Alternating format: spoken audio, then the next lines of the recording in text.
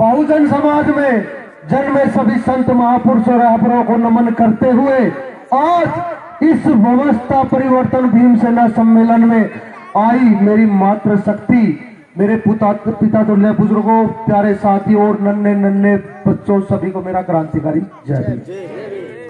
साथियों, आज हम यहाँ आए हैं व्यवस्था परिवर्तन एक सम्मेलन में, तो क्यों ना व्यवस्था परिवर्तन की ही बात की जाए। भाई छोटू, एक बार खड़े हो, एक बार आ जाओ।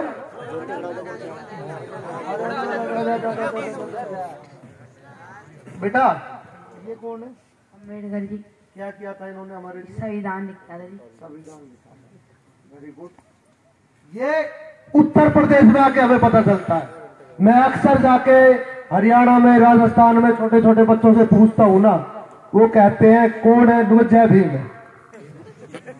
देखो, जहां तक जितनी जागरूकता होगी उतनी बात करेगा, इसमें हंसने की बात नहीं है। और हमारे भी कुछ बच्चे ऐसे होंगे जिन्हों को नहीं पता होगा बाबा साहब क्या है। बेटा शाबाश, बैठिए। साथियों, बात करते हैं ऐसे क्षेत्र से जहां पे अंबेडकरवाद नाम की कोई चीज नहीं थी। देश आजाद हुआ, आज तो हम आजाद हैं। अभय जी ने बताया, अच्छी अच्छी बातें बताई आपको, कैडर के माध्यम से समझाया भी। पर पहले जो हमारे बड़े बुजुर्ग होते थे वो अनपढ़ होते थे, उनको किसी चीज का पता नहीं होता था। मतलब पता तो हर चीज का होता था, घर परिवार चलाते थे, परंतु उनको अपने अच्छे बुरे का ज्ञान का नहीं पता था। बच्चों को भविष्य कैसे बनाना है, जैसे खुद अनपढ़ रह गए वैसे बच्चों को अनपढ़ रखते थे। भाई खेती करने वाला खेती करेगा, मजदूरी करने वाला मजदूरी करेगा। जिस दिन से देश में संविधान आगा, IPS, IAS, doctor, PhD holder और सीएम, पीएम, डीएम सब कुछ निकल के सामने आने लगे। किसकी बदौलत? संविधान की बदौलत। साथियों, एक गांव में एक मियां बीबी रहते थे, वो थे अंधे।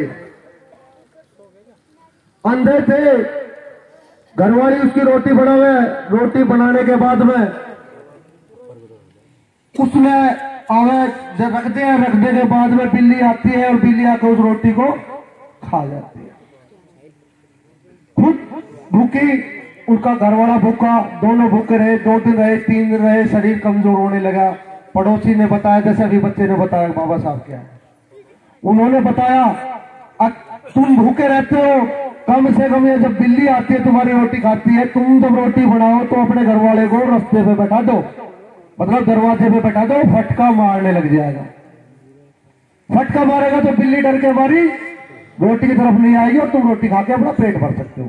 उसने, मियां बीबी ने ऐसा ही किया। घरवाली रोटी बना रही है, घरवाला रोटी जिस टाइम पे वो बना रही है, फटका मारने लग रहा है। फटका मारता रहा, रोटी बचती रही, खाते रहे, अच्छा खुशहाल परिवार चलने लगा। उनको एक लड़का पैदा हुआ, लड़के को पढ़ाया लिखाया और एक डॉक्टर बनाया। परंतु डॉक्टर बनाते बनाते वो ये नहीं सिखाया उसने, बापू बाहर चला जाता है तो बेटा फटका मारने लग जाता, क्योंकि बचपन से देखा उसने। ये एक परंपरा बन गई है हमारी। चला जाए, शादी हुई लड़के की, घरवाली आई, घरवाली ने आके कहा, जैसे खाना बनाने लगी वो लेके फटका मारने लगा। एक एडवोकेट मिसिज डॉक्टर घरवाला जैसे फटका मारा तो बोली, अब भगवान ये क्या है? तो उसने कहा ये हमारी एक परंपरा है। एक दिन देखा, 2 दिन देखा, तीसरे दिन पढ़ी लिखी थी, एडवोकेट थी, कानून की जानकारी थी। पूछा, भाई ये परंपरा कहां से आई? अड़ोसी पड़ोसी से पूछा, उन्होंने बताया। जैसे 2 जवान बच्चे थे या 7 हम उम्र थे, उनको तो पता नहीं क्योंकि परंपरा चलती आई है। एक पड़ोस में ताऊ जी थे, ताऊ जी से पूछा, ताऊ जी एक बात बताओ, मैं बड़ी समस्या गंभीर है। वो बोली, बेटे बोलो क्या बताना है? नुगा जी ये परंपरा फटके मारने की हमारे घर में ही है कि आपके में भी है? तो नु बोले जी आपके में ही है। तो ये आए कहां से? नुगा ये डॉक्टर के पिताजी और माताजी दोनों अंधे थे, इनकी रोटी बिल्ली उठा ले जाती थी, इसलिए फटका मार के अपनी रोटी बचाने का काम करते थे। माथे में हाथ मारा। अब ये तो पढ़ा लिखा है। शाम को फिर रोटी बनाने लगी, घरवाला फटका मारने लगा। फटका मारते मारते उसने कहा, अरे भगवान, तुम्हारे माता पिता तो अकल के अंधे थे, तुम तो पढ़े लिखे अंधे हो रहे हो। उसने देखा ऐसा कैसे, तो उसने कहा जब ये रोटी बिल्ली को उबाली, जो उसने कहानी बताई तो उसकी आंख खुली। साथियों, मानते हैं पहले हमने, हमारे बाप दादाओं ने पाखंड आडंबर ढोए, पर आज हम पढ़े लिखे, हम उस पाखंडों को क्यों ढोए? आज इस देश में बाबा साहब का संविधान है और बाबा साहब का संविधान सबको इक्वल सम्मान होने का वादा करता है और एक भरोसा दिलाता है और इक्वल बनाए भी, क्योंकि एक चौकीदार की वोट एक है, एक राष्ट्रपति की वोट है और देश आजाद होने से पहले वोटों का अधिकार नहीं था। इस देश से रानी के पेट से राजा निकल के आते थे जी। वो काना हो, लंगड़ा हो, लूला हो, प्यारा हो, कैसा भी हो, वो राजा बनेगा। देखा आपने महाभारत में धृतराष्ट्र जैसे को भी देखा है। अंधे, काने, लंगड़े, लूले राजा बनकर निकल के आते थे। बाबा साहब ने उस रानी का पेट का ऐसा ऑपरेशन किया, आज मत पेटी से राजा पैदा होता है। और मत पेटी क्या है? जैसे भाई अभय सिंह जी ने बताया 15 और 85। आज बड़े दुर्भाग्यपूर्ण कहना पड़ रहा है, 72 साल हो चुके हैं देश की आजादी को, संविधान को, पर हम अपना राज नहीं लेके आ पाए। साथियों, मैंने जो बात बताई उसी के आधारित है। हम राज क्यों नहीं लेके आए? क्योंकि हम बटे हुए हैं, उन टुकड़ों में बटे हुए हैं। 6743 जातियों को तो भाई ने नाम ले दिया, पर भाई ये शायद बताना भूल गए, हर एक जाति की 7 उपजातियां हैं। हर एक जाति की 7 उपजातियां हैं। इससे गिन लो हजारों लोग हैं, वो एक रोटी को कैसे खाएंगे? इस देश में एक आंदोलन चला था, मंडल कमीशन। नारा लगा था, जिसकी जितनी संख्या भारी उसकी उतनी हिस्सेदारी। तमाम नेता निकल के आए उसमें से, मान्यवर साहब काशीराम, अमर सिंह, मुलायम सिंह यादव और अपना शरद यादव, नीतीश कुमार, मतलब यूपी और बिहार से इतने नेता निकल के आए मंडल कमीशन की देने। और इन्होंने मंडल कमीशन में भागीदारी आरक्षण की, क्योंकि आज हमें आंकड़ा दिखाया जाता है आरक्षण के नाम पर जो ढिढोरा दिया जाता है ना, आरक्षण की भीख 1931 की जनगणना का आज तक बखान करते हैं। आज हमारी जनसंख्या जो आरक्षण 49.49% जो था, जिसमें 27% ओबीसी भाइयों का है, 3723 जातियां उनकी है और बची हुई जातियां SC ST की है, जिसको अनुसूचित जाति जनजाति कहते हैं। परंतु एक सुप्रीम कोर्ट में याचिका लगा दी, रिपोर्ट का नाम दे दिया इंदिरा साहनी रिपोर्ट, अब 49% से ऊपर किसी का आरक्षण नहीं बढ़ाया जाएगा। बहुजन समाज बोला था, संतोष कर गया। परंतु जब से 2014 में बीजेपी की सरकार आई है, इन्होंने ना तो किसी ने संघर्ष किया, ना रोड पे आए, ना किसी चीज में। इंदिरा साहनी की रिपोर्ट को साइड में रख के सर्वर समाज के को 10% आरक्षण दे दिया। बताओ पढ़े लिखे भाइयों, दिया या नहीं दिया है? आप वो इंदिरा साहनी की रिपोर्ट कहा गई, कहा गया बहुजन समाज। और जब आरक्षण देखा 49.49% आ रहा तो इनके पेट में मरोड़े मारने लगे, क्योंकि आरक्षण से, बाबा साहब के दिए हुए अधिकार से उनके बच्चे ऐसे कोट पैंट में रहने लगे। मरोड़े मारने लाजमी भी है। उन्होंने, अभी बताता हूं, अभी 1 फरवरी को बजट आया है देश का, सभी ने देखा।